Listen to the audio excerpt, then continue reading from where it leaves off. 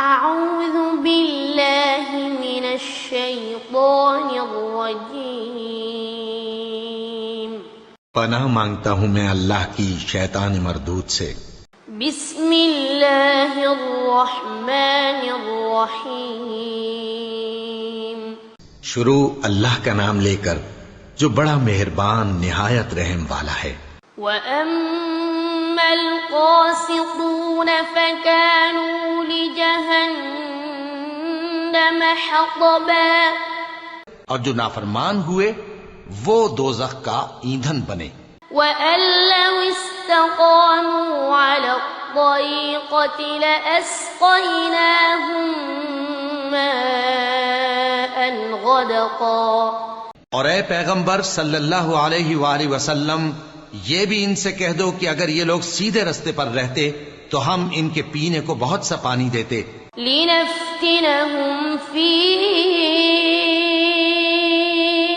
تاکہ اس سے ان کی آزمائش کریں۔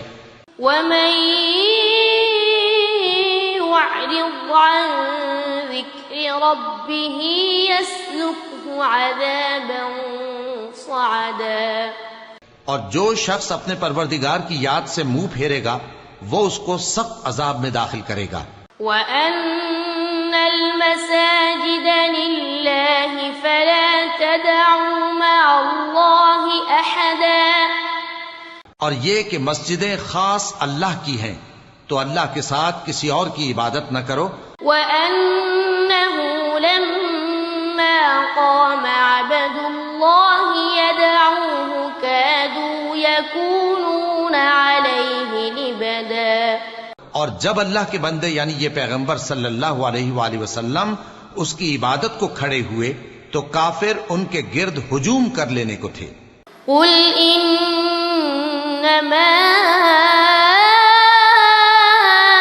أَدْعُو رَبِّي وَلَا أُشْرِكُ بِهِ أَحَدًا۔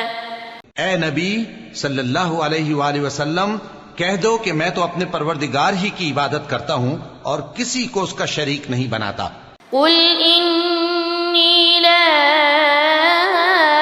أَمْلِكُ لَكُمْ ضَرًّا وَلَا رَشَدًا۔ یہ بھی کہہ دو کہ میں تمہارے لیے نہ کسی نقصان کا اور نہ نفع کا کچھ اختیار رکھتا ہوں۔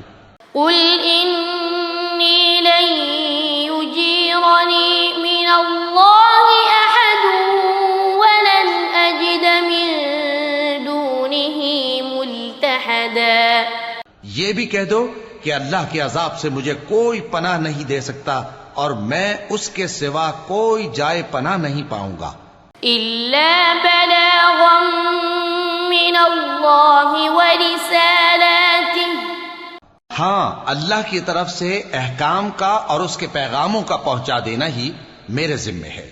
وَمَن يَعْصِ اللَّهَ وَرَسُولَهُ فَإِنَّ لَهُ نَارَ جَهَنَّمَ خَالِدِينَ فِيهَا أَبَدًا۔